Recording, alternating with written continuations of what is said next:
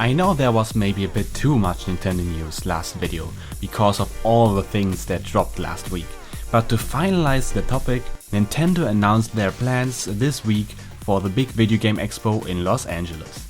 At E3 in June, Nintendo will focus solely on Zelda this year, like I reported last time in the Nintendo Investors Meeting news video. But on top of that, Nintendo won't even do any kind of presentation they were used to do in the past years, with the Nintendo Directs or E3 digital events. Instead, because they only focus on Zelda this year, Nintendo starts off on the usual time slot at 9 AM Pacific with their Nintendo Treehouse Live at E3 stream, that runs continuously all day from the Nintendo E3 booth. This stream includes gameplay presentations, interviews and discussions with the developers of newly shown games. But with the difference that they will only stream for one day live from the show floor. That will be all about Zelda gameplay, interviews and everything you want to know about the new Zelda game coming to the Wii U and the new NX console. So to sum that up, Nintendo has nothing else to show at E3 than Zelda. And because of that, they won't even participate with a digital event that usually included new game announcements and more.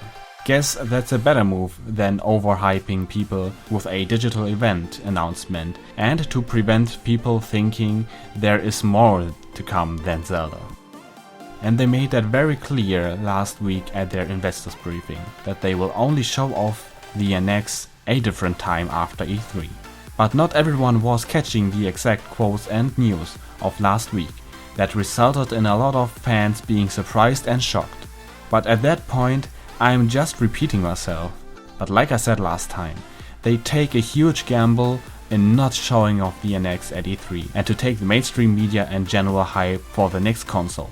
But when they are not ready to show it off yet and they have a good plan to still get a lot of attention at their own event afterwards, the plan can pay off to not use E3 for the NX, or it can also backfire totally, again when they don't execute their plan perfectly. But aside of that, E3 is losing in general a lot of relevance in the past, with this year being a low point in terms of exhibitors going to E3. In comparison to the year before, the exhibitor numbers are almost cut in half, and big companies like Activision and EA don't go to E3 or even do their own thing in general on the side of E3. So when we put that into perspective, with the fact that Nintendo is only doing a big Zelda booth experience without any NX announcements, we can't say that Nintendo is not really the outsider anymore, and part of a trend because the consumer can get the informations from the companies directly. But the whole E3 topic is a discussion to save up for a completely different time after E3. And when we experienced E3 in its entirety from June 14th till the 16th.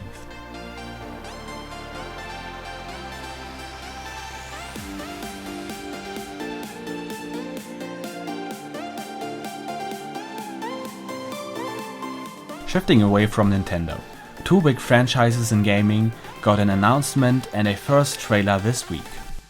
And everyone already knows that we are talking about the big name first-person shooters Call of Duty and Battlefield. Both had a short reveal stream that showed the first trailer of both games that were differently received by the community. But this time, the setting of both shooters break apart by a huge margin in terms of the age and the time they are playing in. Call of Duty Infinite Warfare is set once again in a futuristic world, but additionally with the new element of spaceship fights and general other combat set in space. What level of space combat will be implemented at the end in the single player and multiplayer remains to be seen, but that's the general direction this installment is apparently taking. But Battlefield 1, which is a confusing name at first but makes sense in context, actually takes place in the past. To be precise, in the time of World War I.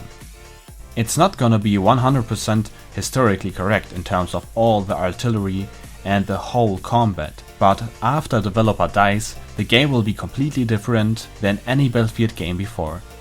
And that's why they called it Battlefield 1, because the game is kinda supposed to be the Genesis game in the Battlefield franchise, because it takes place so early in history.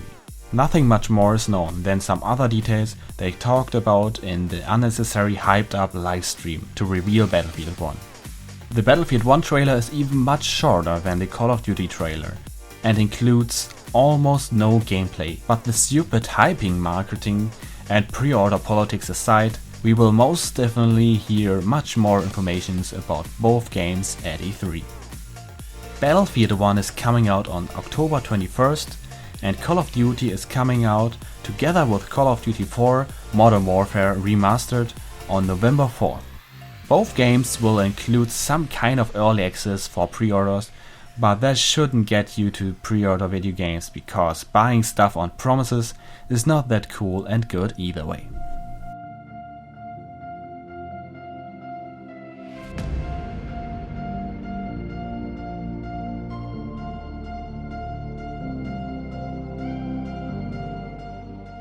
And at last, Nvidia hosted a special event the last Friday to unveil some new interesting things that Nvidia had in the works for some years now.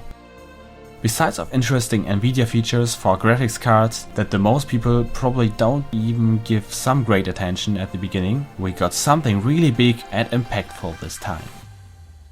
Because Nvidia announced their new line of graphics cards called the GTX 1080 and GTX 1070.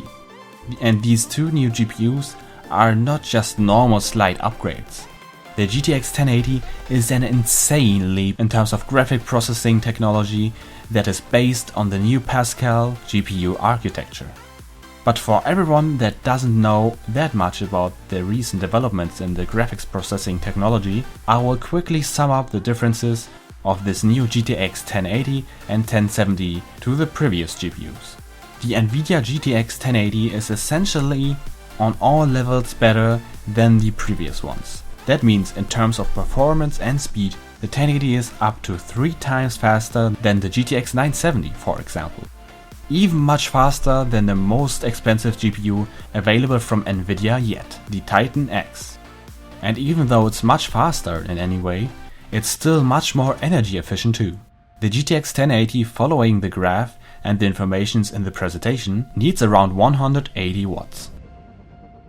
That's a bit more than the GTX 980, but significantly lower than the Titan X2.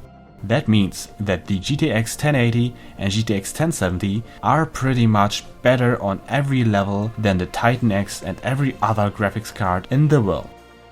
But it's even much more impressive that the GTX 1080 and 1070 are also insanely cost efficient, and they will probably mix up the prices of previous GPUs currently available on the market. The GTX 1080 will cost $599 and the GTX 1070 will cost around $379 after the manufacturer's suggested retail price. This is the most insane part about these new GPUs, which will be released in May and June respectively. A natural evolution of new GPUs is expected at some point, but that we got it already this month with such an insanely good price says a lot what Nvidia wants to achieve in the PC and gaming market. Because the current GTX 970 that I personally got only some months ago has around the same price than the GTX 1070, which is around twice as fast as the 970 currently.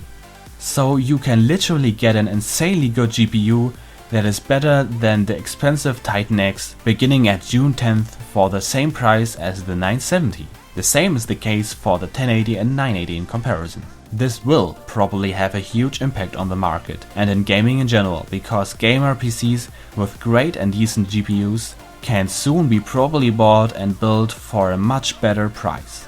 This year we see what impact this attack from Nvidia against AMD and console gaming in general will lead into. But with such a big lead in terms of performance to the competitors in gaming, Nvidia will surely have the technical lead for a while again. But that is not really surprising after all.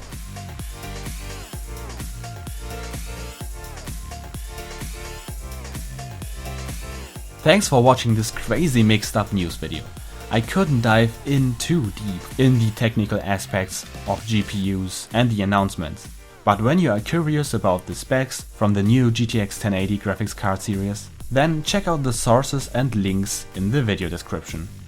General sources and links to details are posted in every other news video on my channel too. Be sure to give a like and subscribe to my channel when you want more videos like this in the future. Or just leave a comment what you think can be improved and what feedback you have for me. Follow me on Twitter to find out when I stream on Twitch or just general other personal stuff about me, my videos and gaming things. I hope you all have a wonderful and great week.